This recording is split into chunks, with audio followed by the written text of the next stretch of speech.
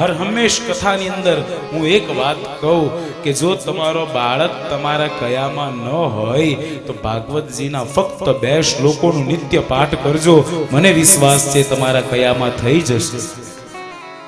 આ 2 શ્લોકો જો એવું લાગે તો મારી પાસેથી લઈ લેજો, પણ પાઠ કરવાનો.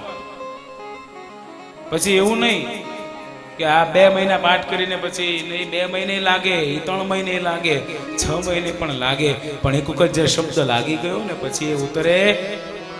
એક બાપા રોજ શાલિગ્રામની પૂજા કરે. શાલિગ્રામ આવે ને પથ્થર, એમાં શું જોવામાં આવે? શાલિગ્રામમાં ભગવાન નારાયણનું સ્વરૂપ જોવામાં આવે. શાલિગ્રામ એ સ્વયં ભગવાન છે. ગંડકી નદીમાંથી નીકળેલા પથ્થરને જ શાલિગ્રામ કહેવાય. અને શાલિગ્રામજીને કોઈ દિવસ તુલસી વગર રખાતા નથી. શાલિગ્રામનો જે પથ્થરો હોય, પથ્થર પણ ન કહેવાય એને, શાલિગ્રામજી જે હોય એની નીચે તુલસી મૂકવી પડે, એની નીચે, પછી એના પર શાલિગ્રામજી મુકાય.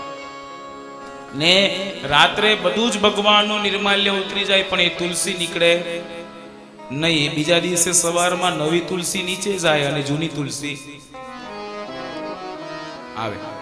તુલસી નથી નીકળતી, બાકી બધું જ ભગવાનનું નિર્માલ્ય નીકળી જાય. તુલસીને કઈ રીતે રાખવાનું ખબર ને? પાછી જેનો નસ વાળો ભાગ હોય એ નીચે ને લીસો ભાગ હોય એ ભગવાનને, એટલે એ રીતે તુલસી રાખવાની અને એ રીતનું એનું મહત્વ છે. તુલસી ક્યારે નીકળે?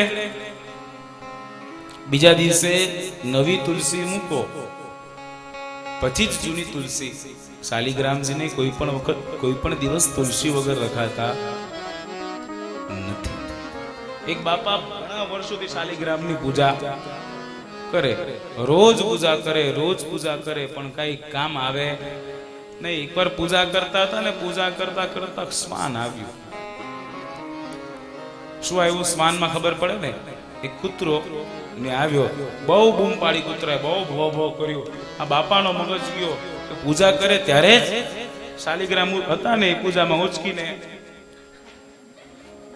ઘા કર્યો. એમ કે 15 વર્ષથી પૂજા કરું પણ આજે આ શાલિગ્રામ કામ. મારો કહેવાનો તાત્પર્ય બસ એટલો કે કરો.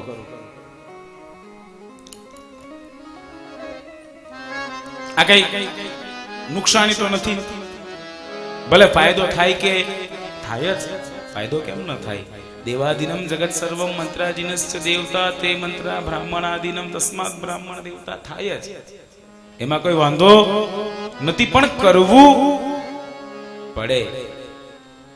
એટલે જે હું તમને ચર્ચા કરતો હતો, 2 શ્લોકો, એક ભગવાનનું સ્વરૂપ છે એકમાં, ને એકમાં ભગવાનનું સામર્થ્ય છે.